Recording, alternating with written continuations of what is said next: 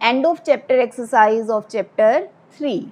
Sum number 1. Convert the following rational number in the form of terminating decimal or non-terminating and repeating decimal, whichever the case may be, by the process of long division.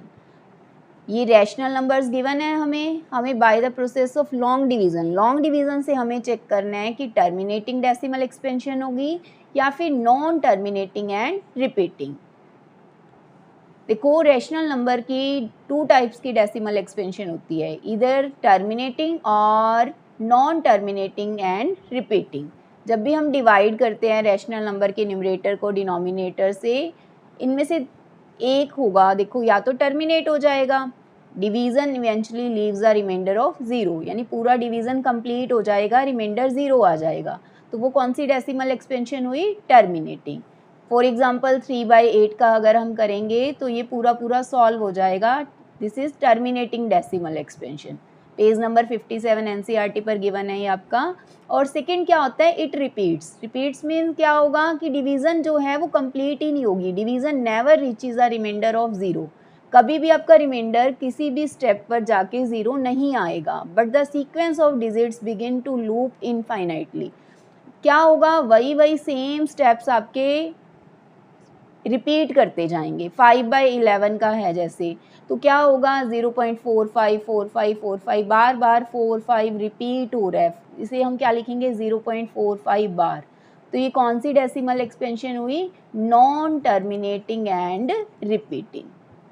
तो हमें पता होना चाहिए कि कैसी कैसी decimal expansion हो सकती है रैशनल नंबर की, इधर दिस इज टर्मिनेटिंग और नॉन टर्मिनेटिंग एंड रिपीटिंग। या तो टर्मिनेट होगी, कंप्लीट सॉल्व होगी, अगर टर्मिनेट नहीं होगी तो रिपीट तो कंफर्म होगा ही होगा इसका डेसिमल एक्सपेंशन।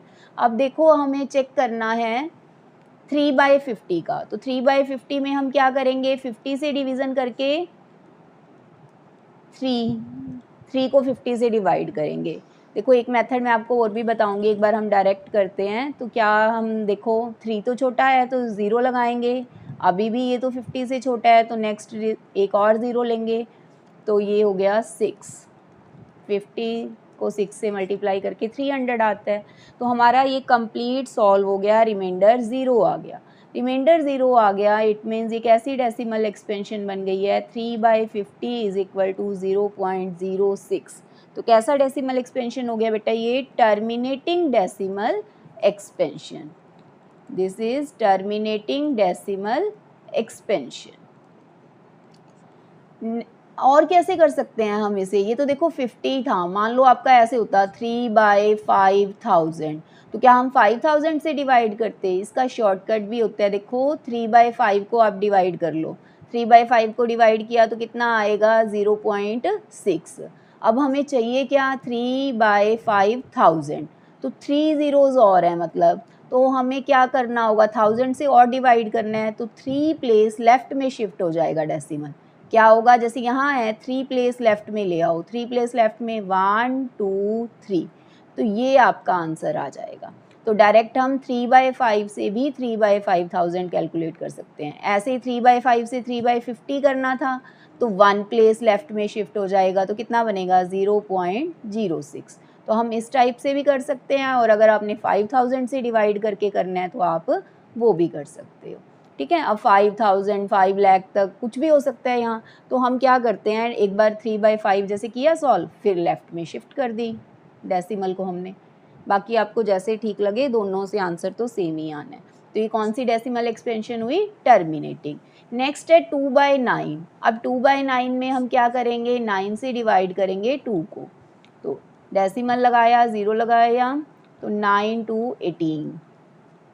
नेक्स्ट फिर 2 ही आ गया ये तो ये तो बार बार क्या होता जाएगा?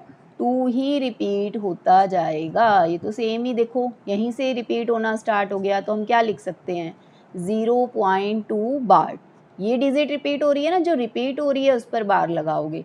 तो ये कैसा डेसिमल एक्सपेंशन हुआ? Non terminating but repeating. तो आपको ये सम भी करना है और साथ में आपके माइंड में क्या कंसेप्ट क्लियर हो जाना चाहिए कि rational number has two type of decimal expansion, either this is terminating और non terminating but repeating. Thank you so much बेटा, थैंक्स फॉर वॉचिंग।